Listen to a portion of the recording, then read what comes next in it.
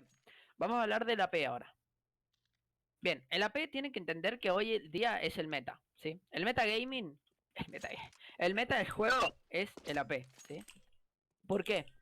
Porque según las estadísticas a nivel competitivo alto, cuando vos tenés la primera baja, tenés un 70% de ganar la ronda, ¿sí? Sí. 70%. Obviamente, si todo sale bien, ¿no? ¿Podés perder? Sí. Pero si el AP consigue la primera baja, tenés un 70% de ganar la ronda. ¿Alguien me puede explicar por qué? Porque eso es uno más. Sí. ¿Y qué significa que seas uno más? ¿Hay más información?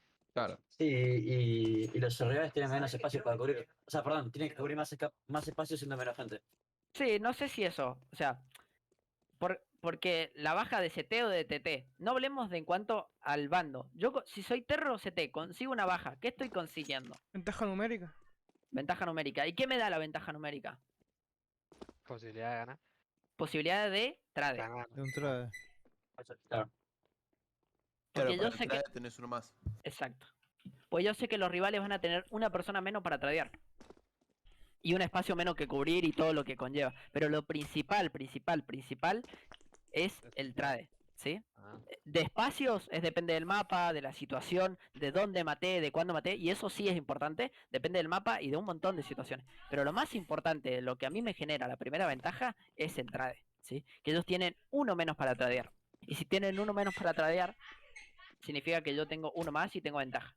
Por eso es tan importante conseguir la primera baja. Y han escuchado el primer dicho, escuchen, tenemos ventaja, valoricemos. Sí. sí, lo he escuchado. Bueno, el valorizar no significa quedarse como cagón. No significa quedarse, ay, quietito, no, significa jugar en conjunto. Porque si yo sé que tengo ventaja sobre el rival, sé que si voy en conjunto, voy a ganar. Yo casi siempre cuando tenemos ventaja numérica, hay a veces que intento avanzar espacios o quedarme, por ejemplo, maté medio y pido flash medio y me voy abriendo y ya quedo clavando un píxel. Mientras uno me mira ratas, por ejemplo. Sí, hay un montón de formas Sí, sí. de mantener la ventaja. Pero o sea, quiero decir que no me quedo siempre clavando el mismo lugar. Trato Claro, de sacarme info a pesar de que muera. ok, entiendo lo que vas.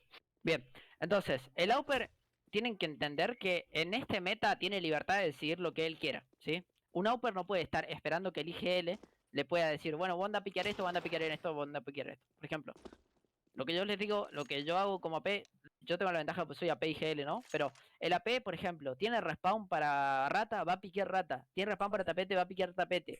Tiene respawn para medio, va a piquear medio. Tiene respawn para palacio, va a piquear palacio.